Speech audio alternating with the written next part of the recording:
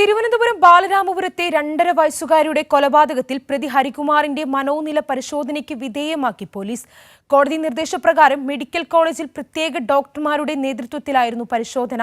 ഹരികുമാറിനെ 3 ദിവസത്തെ കസ്റ്റഡിയിൽ ലഭിച്ച സാഹചര്യത്തിൽ തെളിവെടുപ്പ് വേഗത്തിലാക്കാനാണ് പോലീസിന്റെ നീക്കം.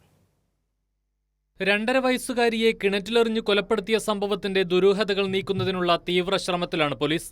ഇതിന്റെ ഭാഗമായാണ് Neyyattinkara judicial first class magistrate കോടതി 3-ൽ പ്രതി ഹരികുമാറിനായി പോലീസ് കസ്റ്റഡി അപേക്ഷ നൽകിയത്. പോലീസിന്റെ അപേക്ഷ പരിഗണിച്ച കോടതി ചോദ്യം ചെയ്യലിനായി 3 ദിവസത്തെ കസ്റ്റഡി അനുവദിക്കുകയായിരുന്നു. ഇതിനിടെ മാനസികാസ്വാസ്ഥ്യമുണ്ടോ എന്നറിയാൻ പ്രതിയുമായി മജിസ്ട്രേറ്റ് സംസാരിച്ചു. ഇയാൾക്ക് മാനസികാസ്വാസ്ഥ്യം ഇല്ലെന്നാണ് കോടതിയുടെ പ്രാഥമിക വിലയിരുത്തൽ.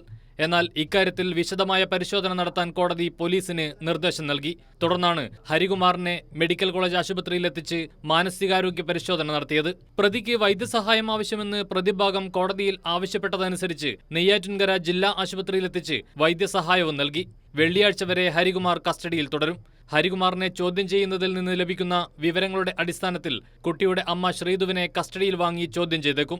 ഇതിനിടെ പ്രതി ഹരികുമാറിനെ സംഭവസ്ഥലത്തെത്തിച്ച് തെളിവെടുപ്പ് വേഗത്തിൽ പൂർത്തിയാക്കാനാണ് പോലീസിന്റെ നീക്കം. കൈരളി ന്യൂസ്, തിരുവനന്തപുരം.